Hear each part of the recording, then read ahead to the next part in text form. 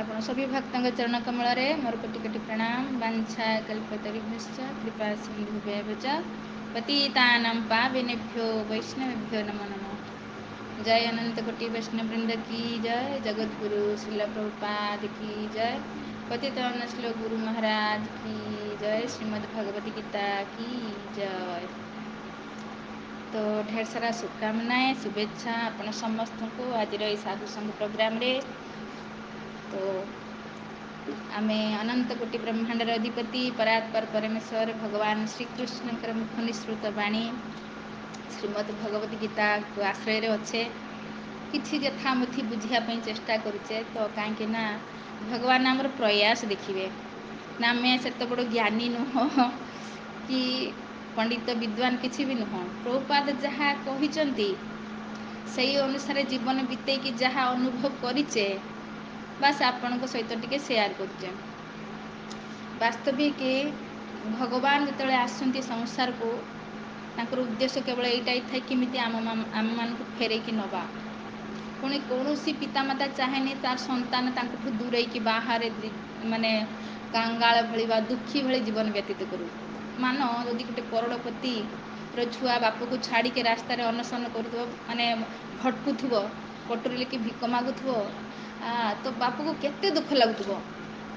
हाँ अरे तू मो पाखु फेरिया हाँ तू मो पाखु फेरी मो पाखे तू आनंदर रही पारू कौटी भटकुचु संसार सेमती आम अरिजिनाल जो आम वास्तविक पिता भगवान श्रीकृष्ण को छाड़िकी तो आम ये कौन करुचे दर दर भटकुचे ना। केते जे परिवार बदलिलेनी केते शरीर बदलिलेनी केते समाज बदलीचे केते देश बदलीचे। हाँ केते जे जेबेठू सृष्टि आम शरीर माने आत्मा भगवान ठू दूरे की आसीची सेबेठू केवल परिवर्तन परिवर्तन कर चलचे शिफ्टिंग कर चलचे जन्म जन्मांतर। तो भगवान ये के चाहती तो से आसती पुणी गीतार भी चिट्ठी को छाड़ी जाइछंती। तो ये भगवान पाखु फेरी जीवार मार्ग भी कहते। तो आम जमी काली गत श्लोक शुणिकी गले भगवान जमी कहते प्रथमे तो ये जो ध्यान योग आम पढ़ुचे भगवती गीता षष्ठ अध्याय ध्यान योग। तो ध्यान विषय जो भगवान कहले जे एक तो पवित्र स्थान को जीवा पड़ो एकांत बास करते पड़ो मन को संयत करते पड़ो स्थिर करते पड़ो हृदय को शुद्ध करते पड़ो। हाँ तो तापरे आखि बंद अर्धनिवृत्त चक्री सीधा बसते पड़ो सुंदर आसन रे ना अति ना नीच हो ना अति उच्च हो। आ जीवनर लक्ष्य कौन भाई तो भगवान को प्राप्त करवा ये लक्ष्य नहीं कि ध्यान करवा दरकार भगवान विष्णु मूर्ति को ध्यान करवा। तो यहीटा विधि कहले यहीटा जो जन मनीष कर कौन हम ना सी कृष्ण धाम परम धाम को प्राप्त हो पार। हाँ जवनिका माने मन कर्म संयत करी तो ये संसार काम कर्म को जवनिका पात करी भगत साम्राज्य प्रवेश कर। तो ये जो विधि कहले तो भगवान को स्वयं लगुच का देखी हेनी। तो आजिका श्लोक आम भगवान भाव को बुझा चेष्टा करवा कहीं लोक तो भजन पछर पड़े से कौन जोग साधना कर एकांत को जीव ये सब जो विधि कहीगले तो किए कर। तो आज श्लोक कहले हे अर्जुन जदि कहीं अत्यधिक भजन करे किंबा खूब कम भजन करे अत्यधिक शयन करे किंबा यथेष्ट परिमाण में शयन न करे ता पक्षे जोगी होगा संभवपर नुहे। कहीं सारा संसार तो भोजन पछरे पड़े ना खाइबा पछरे खाइबा ना कि घर घर झगड़ा जन्म जन्मांतर खाई आसचे बास खाइबा पछरे पड़ी रही। तो केमिति जोगी हो पारिबा जेते जाए आमर कौन सी कौन कहले जवनिका पात करते पड़ो आमको संसार आम मन तो ये खाइबारे रहा। तो भगवत धाम जीवा केमिति संसार कौटी भी जदि आमर मन रही आसक्ति रही कामना बासना रही आमर मन तृप्ति जमीती छोट पिला धर खेलिबार व्यस्त खेलना माँ दे दी खेलिबार व्यस्त तो माँ कहीं आसवा धर जितेबले किसी दरकार नहीं किसी दरकार नहीं तो माँ ही दरकार फिर माँ सब काम छाड़ी आसिक धर। तो आम स्थिति को सहीटा ही हम दरकार जो संसार किसी मन न केवल भगवान।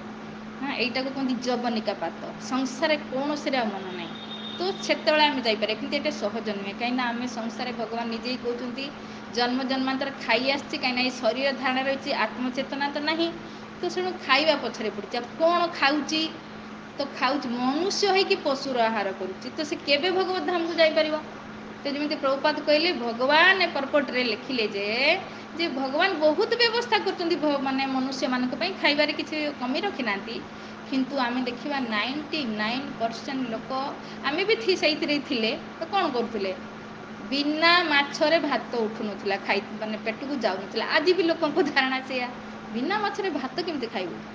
हाँ तो ये आमर खाद्य नुहे जिते जाए आम मनुष्य है कि पशुर आहार करने जोगी तो केवे हो पारानी भगवत धाम जावा तो बहुत दूरर कथा कहीं खाद्य केमिति प्रभुपाद कहले मनुष्यर खाद्य कौन ना कृष्ण को अर्पित खाद्य बा महाप्रसाद ग्रहण करने ही सर्वोत्तम भोजन अटे। यहीटा ही भोजन जदि आम कह ना आम तो माछ मांस खाऊने आम पियाज रसुण भी खाऊने जदि आम भगवान को अर्पण न करुचे ताले सेटा भी पाप खाऊचे है ना। तृतीय अध्याय 13 नंबर श्लोक भगवान कौन कहले यज्ञ शिष्ट सीन सत मुच्यंते सर्वकिल विषय भुंजंते ते त्वघम पापा जो पश्चात आत्म कारणा।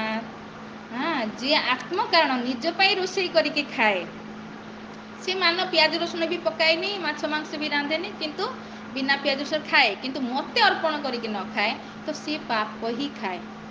किंतु यज्ञर अवशिष्ट मोर संत माने प्रसाद ग्रहण करती से माने सर्वकिल विषय सब पापर मुक्त रुहति। तेणु कृष्ण चेतनशील व्यक्ति ही जड़े सर्वोत्तम योगी अटे कहीं ना से भगवान को अर्पण करके प्रसाद पाए हाँ तो या द्वारा कौन से पवित्र हो जाए। तो जिते जाए आम देखु गोटे आम विचार भी जदि करवा जिते गोटे मनुष्य मरी जाऊे हाँ तो आम ताको कहूँ शव तो ताकू छुईदेले छुईदेलु ता स्नान करके है ना छुईदेले सबको छुईदेले आम अपवित्र हो आम स्नान करुचे तो से आम विचार करवा गोटे छेली आत्मा बाहरी जाऊँगी गोटे कुकुड़ारू जाऊँगी गोटे माछर आत्मा बाहर तो सी भी तो गोटे प्रकार शव तो किंतु आम से सब को कौन करुचे केते प्रसन्न चित्तर पुणी पैसा देके घर को लेके आसे किचन रे पूरा मसला फसला देकी बास रोषेई करके आम भक्षण करुचे। तो आम शरीरटा गोटे चलता फिरता मड़ाशुणी पदा है ना मड़ा सबको कौटी दफना जाए मड़ाशुणी पदारे ना तो यहाँ पवित्र स्थान से जोग साधना पूजा अर्चना किसी हुए नहीं। तो जो शरीर पवित्र माने एमती खाई जीव खाई तो फिर से शरीर किमिति भजन साधन हम बुझा दरकार। भगवान भगवत गीता 9म अध्याय 12 नंबर श्लोक कहते मघासा मघ कर्मणा मघ ज्ञान विचेतसा राक्षसी आसुरी चैव प्रकृति मोहिनी श्रीता। राक्षस असुर करके गाली कर भगवान से माने प्रकृति रूपक मोहिनी आश्रय रे माने दुर्गा देवी का आश्रय रे त्रिशूल द्वारा 3 प्रकार ताप आदि दैविक आदि भौतिक आदि आत्मिक क्लेश जर्जरित हे मो आश्रय केवे आसीपारे जे माने मो कथा को अवज्ञा करती आज्ञा को अवज्ञा करती। अरे जहाँ भी देखिले भगवान की सर्वजनिषु कौंते अहम बीजप्रद पिता भगवान गीतारे कहते सर्वजनिषु केवल मनुष्य जे भगवान को संतान ता नुहे गोटे कुकुड़ा बिलेई माने बाघ छेली जिते 84 लाख प्रकार जो जीवात्मा जो शरीर जो दिखाई सब भगवान को संतान कहीं भर आत्मा ही तो सब तो भगवान को अंश ना। आज सी कर्म अनुसार से जोनि रे फसीचंती आम भी से जोनि काटी काटिक आसिक मनुष्य जीवन पाइचे।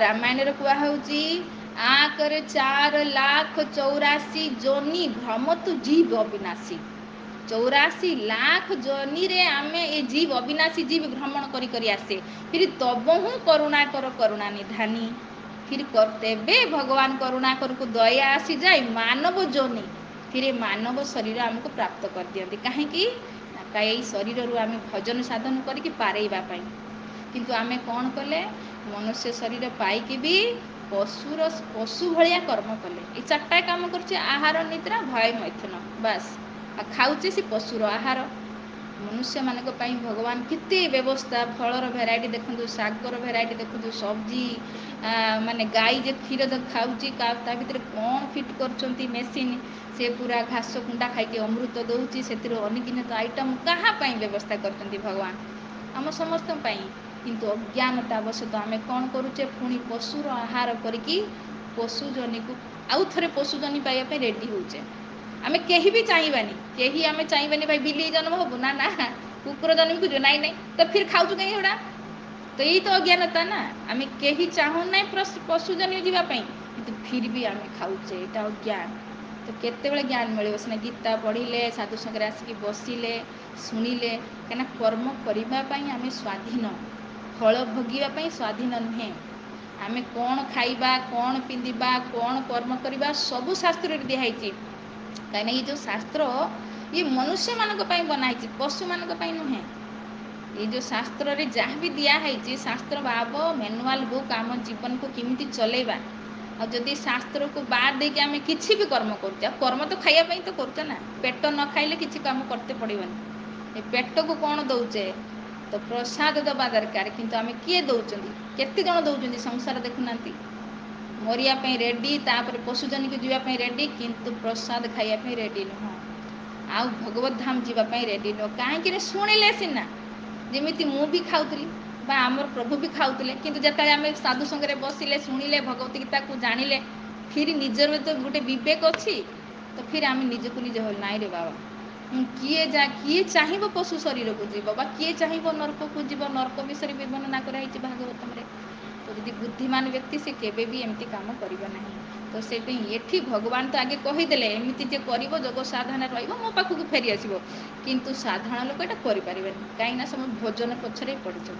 तो प्रभुपाद दयालु गुरुदेव आमर स्वयं भगवत गीतार सार को वर्णना कर तो किंतु ये योग्यता आम कहीं पारानी, किंतु कृष्ण चेतनार आम कर्म कर भगवान को अर्पण करवा, प्रसाद पाइबा, और प्रसादे सर्व दुखाना भगवत गीतार कहूँ। जो प्रसाद पाइबा सब दुखर मुक्त हो जावा, कहीं पाप ही हबानी, पाप ही हबनी। आज दुखर कारण है पाप, कहीं भगवान को अर्पण करूने किछि भी खाऊचे, तो ता द्वारा पाप होची, पाप द्वारा आमको दुख मिलूँ, प्रकृति आमको दुख दूची केते प्रकार, केते आदि देवता मान द्वारा दुख दूची, केते निज शरीर बीमारी रूप में दुख दूची, केते अन्य जीव द्वारा दुख दूची। ये आम पीड़ा पाऊचे केवल मनमाना कर्म जो जो दिन आम साधु संगे बसवा, भगवत गीता को बुझा, फिर से भगवत गीता अनुसार निजे जीवन में आम आचरण करवा, धीरे धीरे आम सब पापरू मुक्त हो, फिर आम यही जीवन में भी माने प्रसन्न रहिबा, ए जीवन में भी सुखी हो, मृत्यु पर भगवत धाम को फेरी दिबा। केते सहज रास्ता, किंतु फिर आम जेहेतु अज्ञान रे अच्छे आम भावुचे सेटा आमर खाद्य, तो आम वास्तविक आम जीभ ही आमको भगवत धाम नहीं कि जीव, आ जीभ ही आमको नरक में फसईदेव। आ जीभ पछरे अच्छी माने मन, एक्चुअली मन तो खाऊनी, किंतु जीभ को माने प्रेरणा दौची, जीभ टेस्ट खोजुची है ना, तार मध्य जिह्वा अति लोभमय सुदुर्मति, ताके जेता कठिन संसारे, कृष्ण बड़ दयामय करिवारे जिह्वा जय। तो वास्तविक कृष्ण बहुत दयामय, यदि आम अर्पण करके प्रसाद पाइबा तो जीभ को आम निश्चय जय करिपारिबा।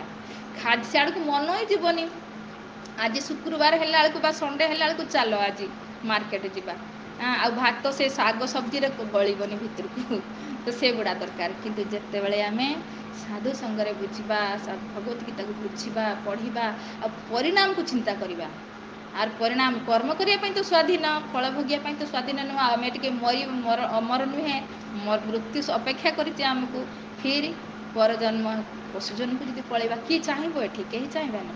तो से बुद्धिमान व्यक्ति तो शास्त्र अनुसार जीवन को बिताई नवा दरकार, आई जीवन में भी खुशी हवा, प्लस मृत्यु पर भगवत धाम को फेरी जाई परिबा। पवित्र हेले सिना भगवान का धाम विषय कहूँ, परम धाम परम ब्रह्म पवित्र परम भगवान, तो भगवान का धाम परम पवित्र।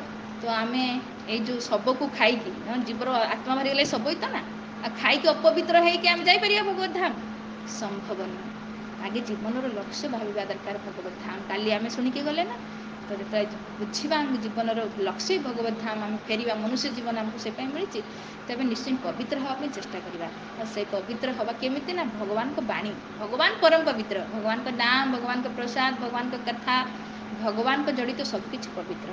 तेणु आम यही आसतु साधु संगे बसतु, भगवत गीता को बुझंतु, निश्चय आम साधु संगे आम भितर से प्रेरणा जागृत हम, तो आम निश्चय यही जीवन में पवित्र होकर भगवत धाम को फेरी पारिबा।